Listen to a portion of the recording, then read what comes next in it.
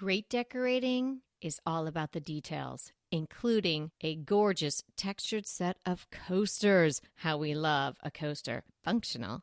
And why not be beautiful? Quince has a gorgeous set of woven rattan coasters in 3 terrific colors with their own little holder that you're going to absolutely love. And if you haven't visited quince.com/DTT yet, get on over there. It's everyday elevated living without the markup. From crisp 100% linen bedding and soft organic cotton towels to airy curtains and premium kitchen tools designed for everyday use. And the best part? Like Quince's clothing, their home goods are half the cost of similar brands. By partnering with top artisans, Quince cuts out the cost of the middleman and passes the savings on to us. And Quince only works with factories that use safe, ethical, and responsible manufacturing practices and premium fabrics and finishes. Elevate your space with home essentials from Quince. Go to quince.com/DTT for free shipping on your order and 365-day returns. That's Quince, QUINCE.com/DTT to get free shipping and 365-day returns. Quince.com/DTT. Hey, what you got cooking?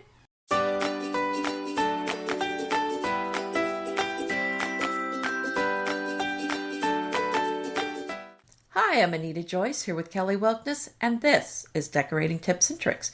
Today we are talking about kitchen trends for 2025, and I am loving the trends, Kelly. This is going to be so much fun talking about these. So many things that I am so excited about, and I look forward to seeing more of. I agree. The trends have been really great. I loved when we did our trend preview, so if you haven't listened to that yet, go back a few episodes and have a listen there. We kind of do an overview, a broad overview, and now we're drilling down to the kitchen today because it is the hub of the home, as everyone says, and is or should be the most versatile room that you have. So we always want to see the kitchen decorated like you would decorate any other room. And I think a lot of the trends that are coming on for 2025 support that look. Your lamp, your good lighting, maybe some art, and some decor that you might not necessarily think is kitchen-y.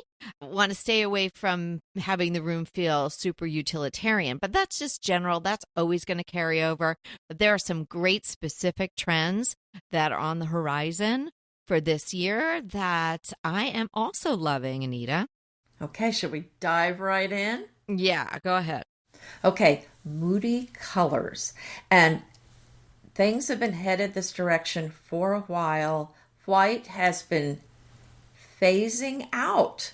And you know, it's a classic color. If you have a white kitchen, you love it, keep it. There is no suggestion here that you should not have a white kitchen. What we're reporting on is what is on trend, what is hot, hot, hot right now. And that is a lot of deep, rich color. So lush tones with an opulent feel, that's what we're talking about. Color drenching, saturated tones for a bold look. And the popular colors I am seeing are rich, earthy shades like deep forest, terracotta, saffron, sapphire, oxblood, deep navy, and inky blues. And I love it. And you know, Kelly, although my kitchen in my new house is white, we changed the island to a navy blue, and we do have some wall tiles that have blue and white in them. And so we actually have a pretty colorful kitchen. So what do you know? My kitchen's on trend. I love it. Well, you're always on trend. Yes, the white is not gone. I'm not going to change my kitchen to a different color. And I don't have an island, and we will discuss that again. But I know that comes up often, and people know I'm sort of anti-island. But I might be softening when you hear what the trend is this year for islands. So stay tuned and listen on to get that information. But if you have a white kitchen and you love it, keep it. If you're in a state of mind where you feel like you want to change things up a little bit, painting or having someone come paint your cabinets, as Anita has pointed out in recent episodes, it's not an inexpensive endeavor, but of course you can do it yourself and it will completely change the feel of the room. I agree. I'm seeing the same sort of saturated, deep tones, and I have had deep toned kitchens in the past, and maybe they were on trend then, but they just worked in this space. So just like any trend, make sure it's going to work in your house and make sure that it's going to feel right. If you have a big open concept area and then you want to paint your kitchen cabinets a dark color, well, you've got to balance that with what's going on in the rest of the space. So you really have to think about it. And it will take some time or some money to do this. So you don't want to just jump into it. Just don't decide after you listen today to go pull out some paint that's in the garage and go at it. Give it some real thought. Look all around. But there are some really gorgeous colors. I wasn't thinking about being on trend with these clients, but it really would work in their space. And they really needed a kitchen update. We redid the floor to match the existing floor throughout the house, which was this older oak, and we stained the whole area darker and kind of went into the dining room. So that was terrific. We took up some really cruddy tile. Then we chose the palette. So we did green cabinetry, and we used hawk green from Farrow & Ball. It's a beautiful, beautiful green. There is also an equivalent Benjamin Moore color that you could use that's going to be a little bit less expensive. For some of the upper cabinets, we used that gold mesh that I have talked about in the past, so sheets of mesh that you can get at Home Depot, because we didn't want glass cabinets anymore. They don't have a lot of storage, so we didn't want to have perfectly designed cups and mugs and plates and all of that, so they get hidden behind that, but it breaks it up a little bit. Gorgeous antique brass hardware that we got in packs of 10 from Amazon. Fantastic. We did a beautiful Cambria stone countertop and in sort of the whites. And then in the nook, we did blackthorn wallpaper from Morris & Co., which if you go have a look, and we'll link it in the show notes, it is this stunning green background, arts and craftsy feel, pulled in the green, pulled in some other colors, made it so sort of kind of like a little forest wonderland feel.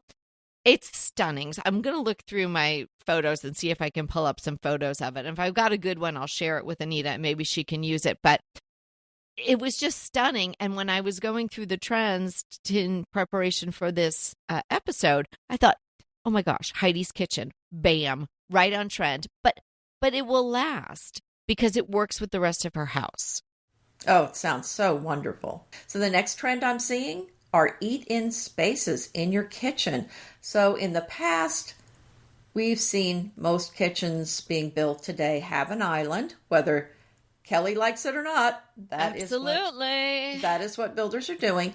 But now we're seeing a table with comfortable seating in the kitchen as well. So it used to be either an eat-in kitchen or there would be an island, but now we're seeing a comfy table and an island, or maybe even there's a banquette. So the idea of very comfortable seating in the kitchen is back, and I love it. How cozy is that? Oh, it's so lovely. And that's my preference, to have a table or banquette would be wonderful. And not to keep going on and on about this fabulous kitchen that I designed, but yes, they have we call it the nook. And in the nook is where the wallpaper is. And in the nook, they had a pre-existing banquette. They had that rattan one from Ballard.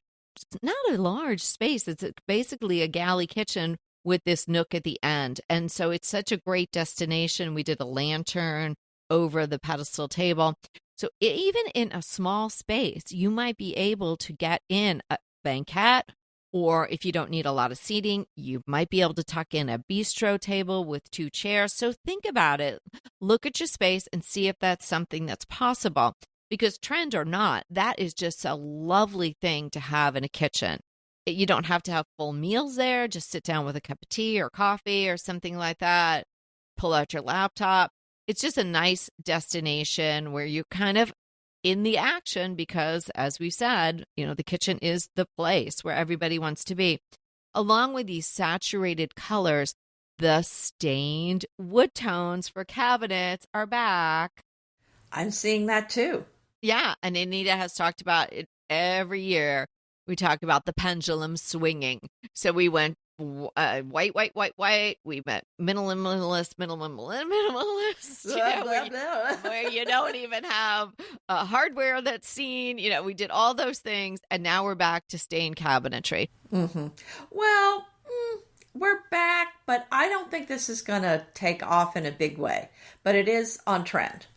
Yes, it is on trend. And if you have stained cabinets, they're probably not the stained cabinets you'd want to have now in 2025. True. So it doesn't necessarily mean that if your stained cabinets have been around since the 80s, you probably want to give them another look and maybe not stick with the stain. If you want to do a change, then I'd probably just paint them, because stripping them and restaining them is not a fun task. So if you want to change them up and they are stained currently, then painting, I think, is the way to go. Sounds good. I like that idea. That the paint just transforms the space. And you can also get them refaced. A lot more expensive than paint, but sometimes the paint is pretty expensive. I remember thinking about just repainting my cabinets in my previous house, and repainting my kitchen cabinets was going to cost me $10,000. Yeah, I don't doubt it. Hey, we'll be right back with the rest of the show, but keep listening so we can continue bringing you DTT. So, have you tried Dupe yet? If you haven't, come on, dupe.com. It is going to be your new shopping best friend. And it's not just for furniture. I know I've shared with you about my coffee table dupe, but you can save money with Dupe on fashion, shoes, jewelry, and more. I just used Dupe to find an absolute perfect twin of this t-shirt that I wanted. It was an $80 t-shirt. I was not going to pay $80 for a t-shirt. Dupe helped me find the twin, like maybe the exact same shirt. Find something you love, and then you can find replicas, twins, and maybe the exact thing for so much less. Give Dupe a try today. It is really so easy to use. You just type dupe.com / before any product URL in your browser, and voila! It instantly finds you less expensive alternatives. They even have an app and a browser extension you can download. No account is required. No sign up is required. It is completely free. I know, can you believe it? But it is completely free to use. Stop wasting money on brand names and start saving with dupe.com today. On to the next trend, induction cooking. We've talked about this, and it has been standard in Europe for decades, but it was really slow to be embraced here. That is changing. So each year, induction ranges become more and more popular. And the beautiful thing is, literally the beautiful thing is, Kelly, now they are making beautiful induction ranges that look like some of these really beautiful gas ranges that we see. In the old days, you kind of had to just get stainless, and that's the best you could do. But now they're coming in all these gorgeous colors, and the downdrafts are even more effective than they were in the past. So now you may not need a range hood, which is fantastic. So I love that idea, how that opens up a lot of things as well. Yes. And when I noticed that induction was on trend again for this year, I know we talked about it last year. We probably talked about it the year before, because I think we've done kitchen trends. We just kind of drill down on the kitchen all the time because it's such an important space. And so, as you mentioned, often a trend comes on and then it takes a little while and then it picks up speed, and some of them start to stick around and maybe just become something we're used to, or in the terms of color or something like that, it becomes a classic, like a white kitchen, and it's never going to go away. I think induction is going to be here to stay. True. Any discussions of energy sources aside, I think it is also it's a safe way to cook. And as the population is aging, it's probably better than having gas flames going on. And I think it's supposed to be even better than electric because of the way it can cook. And you don't have to have specialized pans like we were told a couple of years ago. I think anything, and correct me if I'm wrong on this, but I think anything that's actual stainless steel will work. Well, the good news is I love a cast iron skillet. I use that for almost everything, and they work on induction stoves. Oh, So do they? Okay, that's good to know. Yes. I know you're anti cast iron skillet, but I love mine. I am not anti cast iron skillet. In fact, now that Peter has taken up cooking and become this in-house chef, he is all about his cast iron. I am not anti it. I didn't understand all that you needed to know about not cleaning it. Oh, okay. Okay. And I had to kind of get my cleaning mind around that. So you're just seasoning it. Just as a side note, yeah. Did he get just your standard everyday cast iron skillet, or did he get one of those gourmet luxury ones? His brand is Lodge, which I think is that's just the everyday standard one you can get like at Walmart. So that's just the standard one. Yeah. Yeah, they have these gourmet ones now that are very expensive, several $100s. I thought he might have gone that route. I don't know. I mean, what makes it better? You'll have to tell me. I think it has a finer finish. It's more honed. Oh. So it's kind of a slicker surface, and so it's supposed to be even more nonstick. Although with mine, if I heat it up enough and put enough butter in, which actually now they say is healthy for you. I mean, even eggs, they don't even stick. You just wipe it out with a paper towel and you're done. He enjoys seasoning it, and his wok too. He'll enjoy seasoning that too. So yeah. I don't know if I mentioned this, but it's a whole new world. For 32 years, there was not even a thought of making anything. And all of a sudden, I'm like cast aside. Really? Maybe I make the salad.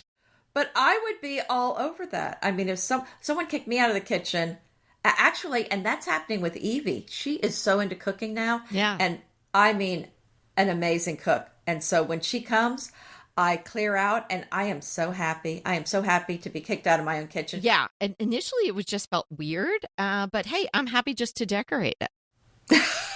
That's the best part. Just to finish out with induction, not having to have a range hood can be really useful for a lot of smaller space kitchens, because sometimes that clunky thing coming out is not so great for the design, or the ones that are housed inside the bottom of the microwave, they don't even really work well.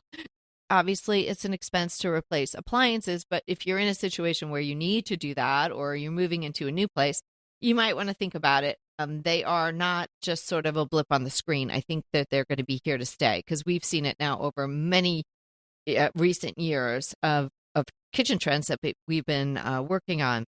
So along with the warm wood tones and the deep, moody, saturated colors, you might think, and you would be right, that nature-inspired vibes kind of goes along with that too. So like I was talking about the Blackthorn wallpaper from Morris & Co., and it has that very arts and crafts feel to it, very nature-inspired. So along those lines, think about things like that.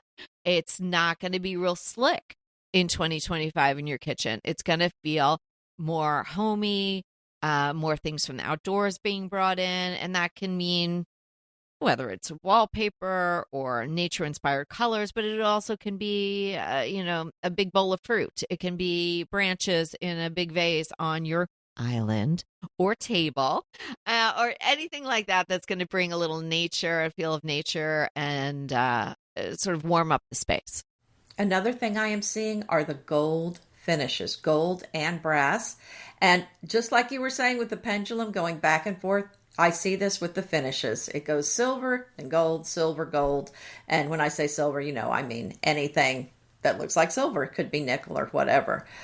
But whether it's nickel or chrome, like I said, sometimes it's silver, sometimes it's toward the brass and gold. And so I kind of ignore these trends in many ways, because whatever you do, 2 years later, it's going to be out. It's going to be back in again. So it doesn't really matter, but I do love the brass. You and I both just are in love with the brass finishes. So I'm happy to hear that it is on trend. In fact, our house is full of oil rub bronze, which seems very specific to a particular time period that is well past. And well put. Yes, well, and the fixtures need to be changed out anyway. So I'm going to go with the brass finishes because I'm so excited to get rid of the oil rubbed bronze. Yeah, oil rub bronze, that was, it was like we had never seen anything like that before. Everybody was so excited about something different because at that point it was shiny, shiny brass or chrome, really. There wasn't Right. too much. So maybe that brushed nickel was on the scene, but wow, I fell hard for that oil rub bronze. And it still Apparently, our works. builder did too back in the day. It can still work, but I wouldn't have everything be in that. So you don't, if you're hearing this and you're like, oh my gosh, now they want me to replace all this. No, no, no, no, no. Of course not. And we never tell you to decorate like that. But you might want to introduce some other metals, and mixing metals is always on trend. That's always a good look. You don't have to have everything that matches the same finish. It's interesting you say that, and I think this is a good time to bring up this point. So everything is oil rub bronze in my house, but I don't want that. So as I'm changing things out, I am going to brass and gold with everything. And so there is going to be some time here where there is a lot of mixing. So in one of the bathrooms, the pulls are kind of a black, and the faucet is oil rub bronze, and the mirror was black rimmed also, and the lighting. So my lighting is now brass, and so is the mirror is now a gold framed mirror. So actually an antique Louis Philippe mirror. So it's just painted wood. So it's mixed now, and eventually it may all be with the gold tones. So I'm just living with it like this. I'm not going to match something that I'm not planning to keep. So anyway, there's a thought too. Yeah, yeah, transition. I mean, you've done this before, right? You had a red sofa, and then you went to your Oh yeah, cooler palette, and so we just went through what that happens. awkward teenage, uh, puberty phase where it just didn't match. So yeah, that's just part of life. Although I don't think it's a problem in your bathroom mixing, or in your kitchen mixing finishes like that. What you just said, I think, is the truth. You can have both, and it doesn't, sometimes it can look bad, but for the most part, I think it's fine. Yeah, if you had too many different metal finishes, it might look random. And as you're saying, it in this stage of transition, if you're going in one direction and leaving something else, then that's fine. And you do it as you find things that you love or as the budget allows. But if you had two or three different metals, that's fine. It looks good. It's just, and it comes down to eyeballing it. And if you're really not sure, sign up for a consult and we will help you with all of that. Let's have a discussion about the kitchen island that is on trend for 2025 that I might even be able to get comfortable with. I'm not going to have it in my own house, but I'm not going to say, hey, why do you have a skating rink or a dance floor in the middle of your kitchen? That's what we usually hear. Yes, because islands are getting smaller. They're getting more conversational, smaller / intimate, I may even say. And instead of, and this seems kind of like a total duh moment, instead of having all of the counter stools in a row, and usually people have 3, 4 maybe, you don't usually get too much bigger than that. And then you're kind of like at a restaurant or at a bar, or maybe they have 2, but they're sort of in a line like you're waiting for a bus, or you're in a cooking show, or you're at a sushi bar and you're watching someone make food, right? Now the islands are being designed where you can have seats on the corners. So it does feel cozier. So the end cap of your island, now, of course, you have to have space in your kitchen to allow for this, is maybe open where legs can go under it, or the countertop overhangs enough so it's comfortable where your knees are not squashed against the edge. And the edge is not just a design, or the edge is not shelves where you put in cookbooks or decor.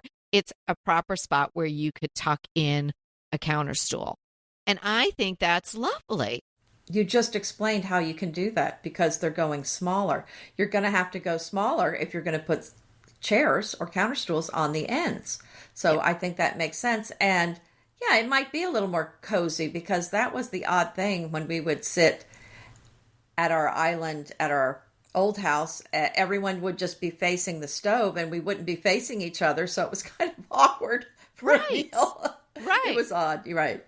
Because you're not across from the person, because No. normally with an island situation, that's the kitchen side. That's where the work's happening and the food prep and all of that. So you're not really having a seat over there. And, maybe that's, now that I've really thought about this a lot, maybe that was part of my problem with islands, because it didn't allow for this sort of conversation. Like, sometimes you might go to a restaurant and you don't have a reservation and they say, oh, but we can seat you at the bar. I'm always like, because even just with it's two people, you have to be turning your head the whole time. It's awkward. Yeah. So maybe if you have an island, you can give this a try. Or if you're thinking about constructing an island in your existing kitchen or doing a whole kitchen, think about that, where you just maybe having the top, the slab, whatever that is, be a little bit larger so it can overhang. I think that's a great idea. And I think that's a nice change to try that seating on the side to make it a little more conversational. I love that idea.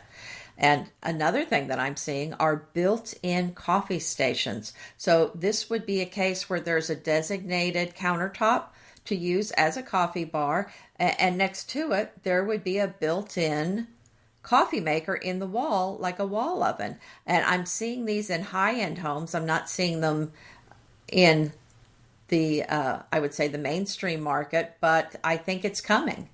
And people love their cappuccinos at home. So, I mean, I don't know. I'm kind of torn on this one, because usually you have to have these installed by a professional. So if it goes out, it's more of an expense to change it out. Whereas we just have our Breville barista machine, which is, quite professional, and it sits on the counter, and if something goes wrong with it, we'll just change it out and buy a new one. So anyway, that's something to think about, but this is the trend that I'm seeing. And we have seen this on trend for a couple of years too. So I think this is also one of the things that's not going to go away, like the induction appliances. Speaking of appliances, under-counter fridges. Now, I'm not sure, because I really poked around on this one, because I want to give you the best information I can get. Is it replacing the big refrigerator, or is augmenting your refrigeration? I feel like it's the latter, but I guess, if you did a kitchen and you really wanted to stay away from anything in the uppers, which is still happening, you could do one or more under-counter refrigerators. Now, of course, it depends. If you have a family of 8, that's really not going to work for you, because you just need more capacity in your refrigerator. But if you don't have the need for a lot of refrigeration, or there's just a few people in your family, then this could work for you. I was never a fan of the refrigerator drawer. I myself have never lived with that, but my mom and dad had that for a while. But in addition to, right, not in place of the American refrigerator. Yeah, in addition to, I was not living at their house at that time. Oh, they get the cool stuff after we move out. I know, totally get the cool stuff. But no pun intended, Anita, I would forget they had that. And I'd be looking in the fridge like, where's the lettuce? Where are the, where is this stuff? And then my mom like, oh, it's over there in the drawer. I'm like, oh, yeah. Oh, okay. So I don't know if I like that idea, but the under-counter one could work for some people. So I know that, like the induction appliances, they have also gotten better. It's not like, oh, stick a dorm-size fridge under your counter and it'll be fine, because those never really worked well. So if it's something that you're interested in and you really want to go with no uppers, it might be something to look into, and maybe you have a couple of them. Well, this is interesting, because I was having the same thought. Is this replacing it? And I thought, what American is going to replace their American-sized refrigerator for a European one, which is about a fourth of the size? And I'm going to have to say probably not many people. If you're wanting the refrigerator to kind of disappear, I'm guessing is an additional refrigeration unit. Yeah. And then your big refrigerator you could either do the paneled front. Yeah. Or it could even go in another room. Like we have one. Well, actually, we have one in the main kitchen, and then we have one in another room, kind of a utility room off of the kitchen. So we have two American refrigerators, because one wasn't enough. A lot of people have 2 refrigerators. And honestly, I don't get it. I'm an only child. Don't feel sad, but I am. It was worked out very nicely. So I did not come from a big family, and we have 2 daughters, so I don't really have a gigantic family. So I guess if you really needed it, but I do a lot of client work. And so I see a lot of people's kitchens. I know a lot of things about people's houses and how they live. And lots of them have another fridge somewhere, and you go in there, and there's either not much in there at all, or there's maybe a case of plastic water bottles that maybe they go grab one for Johnny's soccer game or something like that. Or, oh, there's some Capri Suns from the party when my kid was 8, and that was 4 years ago. That's interesting. They take up a lot of energy. It's the most energy hungry appliance you will have.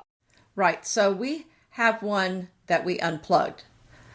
There's one that's unplugged, but we still use... That's just for the bodies? I mean, what are you doing with that thing? Well, this house came with a lot of refrigerators. This house came with 4 refrigerators. I'm going to go ahead and say it. They were already here. Now... That's weird. I'm using 2. I'm using 2, but I'm going to explain why I need 2. Okay. The second one is because I make a lot of fermented food, and that all has to be refrigerated. And I do keep some in stock. So I have kefir water, I have milk kefir, I have kombucha, and I have 3 different kinds of yogurt that I make that are different strains of bacteria. So that's why I need that second refrigerator. That's so not appealing if you were like, which strain of bacteria would you like? Don't say it like that. That is not good marketing, Anita. Just say it's yogurt. Well, A, B, or C. Okay, so one is this very good L-Reuteri, which is extremely very healthy and is really helps you sleep and helps you calm down. And then one of them is called Bifido, which is the young bacteria. So there's all these really good ones. I know that on my face. Yes, I think that sounds good. So yeah, I know when I said that, I thought, because there's such a connotation, bacteria, it's bad. But actually, we're finding that the good bacteria is extremely important for your body. Oh, honey, it's all about the gut biome these days. See, that's what I'm working on. You're so on trend. Okay, well, you didn't need to justify yourself to me or all our listeners, but you do have a need.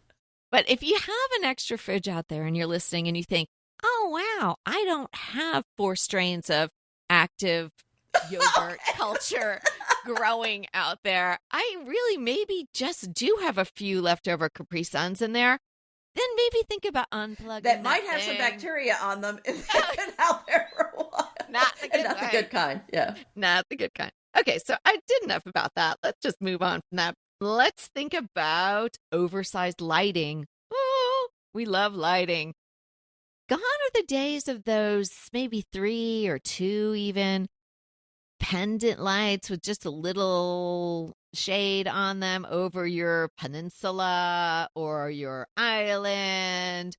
Big, oversized statement lighting is really on trend for 2025. Yeah, I'm seeing that too, and I think there's some beautiful lighting out there. And also, we talked about some of these induction ranges not needing a range hood, but the decorative range hoods are definitely hot right now. Another pun. Ha ha ha. Oh my. I know, we're just full of them today. So there's so many beautiful options to choose from now. Gone are the days of just being stuck with the boring, just kind of plain one that I think of from long ago. Now there's so many decorative ones, and why not go with something beautiful? Wood and stainless are probably the 2 most popular, but there's a lot of options there. And I'm seeing a lot of plaster hoods for 2025, which do make a more subtle appearance because it just sort of blends in. You could paint it your wall color, and it can have it's almost like adding texture to a room because there's going to be the form of it, but it's not going to be metal with, grommets and things like that going on. It's going to be a little bit more subtle, but it's going to be a lovely addition to your space if you need it. And I have a blog post that maybe I could dig up. I did a deep dive on your BTUs and what you needed have a hood that's actually going to function well for you, because a lot of them don't, or people don't realize that what the power of it, you need to take into account the power of your range to make sure that you're getting the updraft that you need. Here's something that's very on trend for 2025. It might be possible in your house.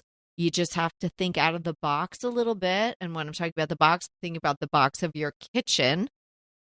Sculleries, not complete with Mrs. Patmore or anything like that, but okay, a scullery. I'm going to stop you there because that is actually my DTT defines. Okay, I'm not going to tell you what it is. Keep you in suspense. I was afraid you were going to do that. And I'm like, oh, we should have talked beforehand. Yeah, but that's perfect because it's right on topic. Mm-hmm. So it also can be referred to as a dirty kitchen, but a lot of designers don't like that because they don't like the dirty word. It's a dirty word. Or a back kitchen. So this might seem like, oh, yeah, sure. I barely have enough room in my actual kitchen. Do you think I can pull off a back kitchen? But maybe you can. Maybe there's a space where it could be sort of a butler's pantry. And I'm going to tell you something we just did in our house, and it's really working nicely. So the idea of this is that, in particular, and this might seem incongruous if you have a smaller space or you have an open concept space. So it might seem more incongruous if you have a small space that you actually would have space to carve out a quote unquote dirty kitchen. But the idea being that people don't want to see the dirty stuff. They don't want to see the dishes. They don't want to see even the food prep going on. They don't want to see extra stuff out on the counters, small appliances, things like that, but you need a space for them. So can you maybe wall off? I mean, I'm just brainstorming. Can you do even a pony wall? Is there a way to sort of create this other space? Now, I don't think it has to be like you might be seeing in an article on this trend in maybe Architectural Digest or something like that, where you've got a full kitchen back there and another stove and another fridge and counter space and a sink and all of that. I don't think it has to be all that. Maybe it is just more of a closed off butler's pantry idea. And of course, you don't have to have a butler. I don't, but I am calling this space that we have now reclaimed to add to the kitchen the butler's pantry. Okay. Because it is a separate space. You walk into it, it has a door. Now, when we first moved into this house, the kitchen was, if anybody's seen that video, you'll know what I'm talking about. Maybe we can link one of my old YouTubes here too, so you can see it. I've seen it. It was something to behold. People thought I was crazy buying this house. And then there was a space in between with a sink, but it wasn't hooked up. But it was this little narrow space that opened up into this other space that I think the man just used to keep old paperwork. But it could have really been something that flowed through. But I wanted to have a powder room on the first floor, and that was the only place to do it. So we closed off that wall. And then the little sliver of space that he used for paperwork became Peter's office. And it's been like that for the 9 years that we've been living here. But now that people are moving around and we have this other bedroom out back, we took over a space that was formerly given to my daughter upstairs, and Peter's office is upstairs. So, okay, what do you do with this little space? We made it into a butler's pantry. So I took over the cabinetry and I put canned goods and I put our protein powder and all kinds of stuff. And it's just a quick little few steps through the dining room to get in there. But see, now I would call that a pantry, not a butler's pantry. Okay, so what do you think? What do you think makes it a butler's let me hold pantry? off. Let me hold off till we talk about the scullery because I'm going to explain the differences. So we'll go over that later. So also in here on the former desktop, I have, of course, I had to decorate it. So I have a lot of the old antique silver that I love, like in this old flower crate. I have platters stacked up, which I'm actually using, if we're getting fruit and things like that in the house, I'm pulling those out. I have a few other pretty things going on. So, and tureens and cookbooks and things like that. So I'm really enjoying this space. Now, it wasn't something we'd ever thought about using as part of the kitchen anymore, and just thought it was always going to be an office. So obviously my house is not like anybody else's house. Everybody's house is distinct, and mine is very much broken up into smaller rooms, being as old as it is. So that worked for us. But just think about how you might do that, or how you might carve out an area where it can be somewhat distinct from your open kitchen. Well, I think that was a wonderful way to reclaim that space. And to me, it makes sense to use it more in association with your kitchen rather than bill paying because, your computer's not there. And it just makes more sense to me to kind of spread out, especially if you don't have a super large kitchen. So I applaud your reclaiming of all your spaces, even that bedroom where somebody moved out. Yeah. Is there still a bed in there? That's my question. No, because when we redid over the barn and we made a bedroom out there, as the girls got older, they wanted to be out there. So they're out there, and they actually have, an upstairs and a downstairs because we took over the garage. So there's been just a lot of shifting. Oh, wow. We have not added any square footage. We never added any square footage to this house. We just really have, I think, utilized the space well. And I always like the idea of using every square inch you have. So I didn't want to have just a guest room that was going to be empty. We honestly don't have that many guests that come and stay for any extended period of time. So, when I could move my girls out, or they can bunk together if somebody's coming. And when, the only person that came for a long period of time was my mother-in-law, and she had the whole downstairs of the barn to herself. And she loved that. And that pulled out into a bed. So it was never just a dedicated bedroom. So back to the kitchen. My last item is bold, veiny stone countertops. So these are natural and lots of personality in them. And I hesitate on this one because that is hot now, but that's another one of those pendulum swinging things. And it's such a big, expensive thing to do to change out your countertop. And, when we bought this house, they had changed out the countertops, but they hadn't changed out the cabinetry. So all the cabinets had been gouged at the top where they had ripped off the countertop. So it's not a small matter to change out. And anyway, we had to redo all that cabinetry, by the way. So just changing out the countertop is very involved. So I really don't want you to get in a situation where you do something veiny 2 years from now. I know it's going to be out. I just know. So then you're going to say, why did I do this? So as I tell you this, I'm not necessarily recommending that you do it. We're just reporting. If you want to do that and want to get really bold, I think if you stay in the marble family, because you know how I feel about marble, and marble is a classic, and the colors of marble are going to be always a classic. And you might love this one, Anita, and I'm seeing this everywhere in all the magazines that I'm reading. The Violetta marble, it has heavy duty veining, and it's almost black, but it's really deep plum, like an aubergine. It's beautiful. And I think you could get away with that for a very long time because it's marble. Oh, okay. I'm going to have to check this out. It sounds wonderful. So, scullery. Okay. Do tell. All right. And as you said, it's not really something we talk about now. We do not use this term much. So, we don't really know what the heck is a scullery. Is it something we already have in our house? It might be. So it's a small room adjacent to the kitchen. And a scullery has historically been used for a cooking, preparation, cleaning up, and it was also considered an overflow kitchen, which is kind of what you're talking about. So it could also be used for storing kitchenware, plates, bowls, silverware, and kitchen gadgets and appliances. And sometimes it was used as an extra space for household work like laundry and ironing. And sculleries and butler pantries serve similar purposes, but there's a few key differences. A scullery historically served as a utility space for washing and cleaning kitchen items. It was often equipped with a sink, And that contrasts that with the butler's pantry, which is more of a storage and serving area. So that's where you would store your good china, your good silver, your good crystal. And so this is where the food would be prepped into the serving bowls and then carried into the family, into the dining room. So the butler's pantry is really devoted to getting meals ready to serve. And they were typically found in wealthier homes. And that's where the family often stored, the things that we just mentioned.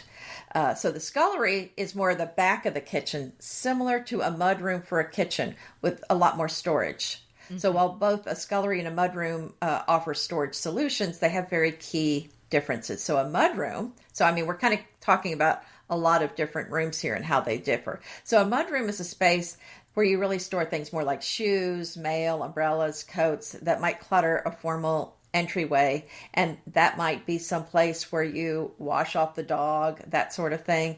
Whereas the scullery is more of an extension of the kitchen, used for cooking and cleaning. Wow. You've straightened it all out, and I feel like I have a little bit of everything, so I'm not even, what? No, I'm not sure exactly what to call this room, but I think I'll stick with butler's pantry because scullery seems wrong because I don't have a sink in if there. It's storage, so you have food, which I would call that a regular pantry, and then you also have serving implements, so that would be more of a butler's pantry. And we actually had a butler's pantry in our old house, and that's where our coffee maker was. So that's more. See, that's not really the traditional. Wasn't your printer in there too? It was in the pantry. Okay. Not the butler's pantry, but the pantry itself. So, but now we have a closed-in porch, but it's not air conditioned or anything. It is considered an outdoor space. And that's what we use as our mudroom because that's where we have coats hanging, the dirty boots get left in there. And, it just... Yeah. Yeah, and I can just sweep it and there's cracks in the floor. So any dirt just goes down in between the cracks. Wow, that's convenient. Yeah, it is. So that's where you can kind of sit and take off your boots, and if they're muddy, it's okay. It's not really in the house, and the coats and the hats, that sort of thing, are out there. And then when you come in, see, now I've been calling this next room a utility room, but it kind of borders on a scullery because I have my ironing board in there, washer and dryer, and that extra refrigerator with all my ferments in there. Then there's some overflow pantry space in there with dry goods. But this is also where I have my sous vide. So this is where I sous vide anything for meals and my yogurt. That's where I make the yogurt. That's where I make the kombucha. That's where I have my ice cream maker, our coffee maker. How do you have time to do this podcast with me when you're making all this stuff? Well, I don't have much more time here. So, so there is food prep going on in there, and there is a sink in there, which is why it's such a great place for me to use my sous vide. So anyway, so mine's kind of a combination of a pantry and like a scullery, I guess, Gotcha. Which I hadn't really thought of before now. Okay, well, yeah, this whole episode's got everybody thinking. My Crush is another podcast. I know I shared one a few weeks ago and got some good feedback on that one. So I thought I'd share another one because if you're a podcast listener, you're probably a podcast lover, and it's always good to have great content. If you love gardens, you're going to love this one. And if you love a good Irish accent, you're going to love this one too, because the host is the editor of Gardens Illustrated magazine, and it's Stephanie Mahan, and she is Irish, and she has a lovely, lovely voice. And the podcast is called Talking Gardens. Stephanie interviews fairly famous gardeners you might know and other ones you might never heard of, but she interviews them about their fantasy garden. So she asks them what they would have in their garden, whether it be hardscapes, plants, what they're inspired by, gardeners from current times or past times that inspire them. And it's just a lovely, lovely chat. Each one of them is just really a delight. So she updates it, I think, weekly. And it's also gotten me to get a subscription to Gardens Illustrated magazine. And so I'm waiting for that to come. I'm sure I'm going to love that as well. So Talking Gardens from Gardens Illustrated magazine will be linked in the show notes. That sounds so wonderful. I cannot wait to check that out. So my crush harkens back to our episode on setting a beautiful table.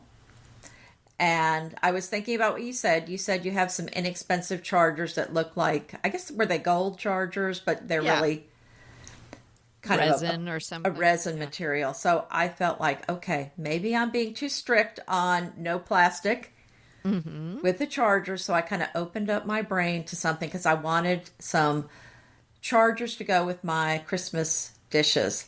And I actually found some red plaid chargers that are gorgeous. And they work very beautifully with my Christmas bow dishes. And these are actually made out of melamine. But when I was looking for red plaid chargers, all I could find were ones that were coated with fabric. And I thought, this isn't any good because you really can't clean it. Why would they make a charger covered with fabric? Silly. Right. So I had to really look hard, but I did finally find some that are actually melamine, so you can just wipe them down. And I think as a charger, it's not so obvious that it is melamine. And I got them already, and they're really beautiful. So I'm very happy with them. I'll share a link in the show notes. And they were, because they are melamine, they were not that expensive, but they're beautiful. Speaking of that episode, we got such a funny, sweet email from Kathleen M. Emails us until she enjoyed the episode and whatnot. And she says, as far as coasters, I make I love that one. Yes. I love it. As far as coasters, I make a point of handing the coaster to the person as I hand them their drink. I smile and say, oh, I forgot to put the coasters for the drinks on the table. So sorry. And then she sends a winking emoji. Winking right back at you, Kathleen. Kathleen, okay, you are the bomb. That is such a great idea. Yes. What a diplomat and a coaster lover she is. I think I'm going to use that. And then if they don't use it, well, they don't they were come told. back. Yeah, that's right. If you leave a ring on my table, I'm not going to be happy. Exactly. Oh my gosh. So fun. So we love emails. So if you want to email us, go right ahead. If you want to sign up for a consult, please do. We would love to talk with you. And thanks so much for hanging out with us today for Kitchen Trends. And remember, we are here to inspire you to create a beautiful home. Until next time. Want to talk to us? Well, we really want to talk to you. So let's schedule a design consult. Anita and I are here to give you individualized, actionable advice on how to create the beautiful home you want and deserve. It's so easy to schedule a design consult with us. Simply click the link in the show notes or head to decoratingtipsandtricks.com/consult. When we talk to you on the scheduled time, we will be ready with so many great tips, advice, and yes, tricks. So sign up today for a design consult. We can't wait to talk to you.